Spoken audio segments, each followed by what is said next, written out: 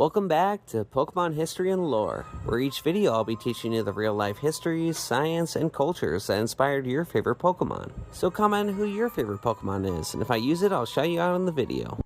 Today we're going to be talking about the Pokemon Dhelmise. This Pokemon was recommended by Kiri, so shoutouts to them. Now, Dhelmise has multiple different inspirations, the first being seaweed.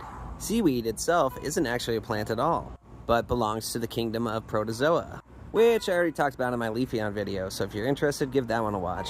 Now, the Pokemon at Dhelmise is only the seaweed itself. According to the Pokedex, the seaweed is sentient, which means it understands the world around it, and will latch onto parts of shipwrecks to use as weapons, which is where it gets its anchor and its wheel from. This is common of older shipwrecks that are found today. It doesn't take long for it to be overcome with seaweed and grasses. This got me wondering, are there any sentient plants? Most scientists say no, as they lack a central nervous system, but there are a few that can react to the world around it.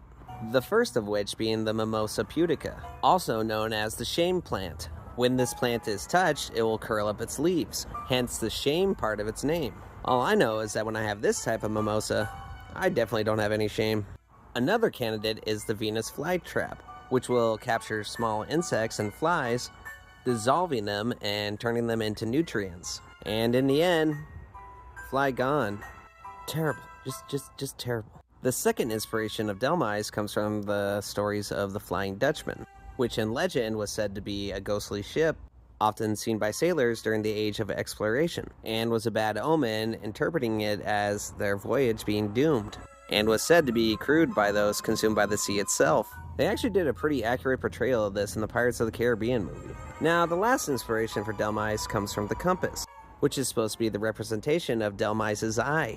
Compasses are navigational tools, but they don't actually point true north. If you were standing on the North Pole, the compass needle would actually be facing southwest. This is because there's a huge deposit of iron there, which attracts the needle. This happens because the Earth has a molten iron-nickel core, which as it spins, creates a magnetic field around our Earth. There are three metals that are magnetic: iron, nickel, and cobalt, which I actually learned from this movie on the Disney Channel. I know I said no more DCOM references, but had to put one more in. Alright, back to Earth's magnetic field. It does way more than just navigation. It deflects a lot of charged particles from the sun away from our planet.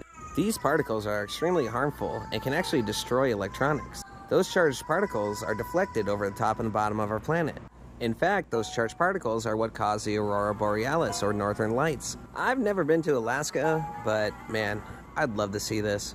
Thank you so much for watching, guys. Here's a preview of the Pokemon I'm going to be doing next. And if you can, give my video a share. It really helps with the algorithm. Thanks.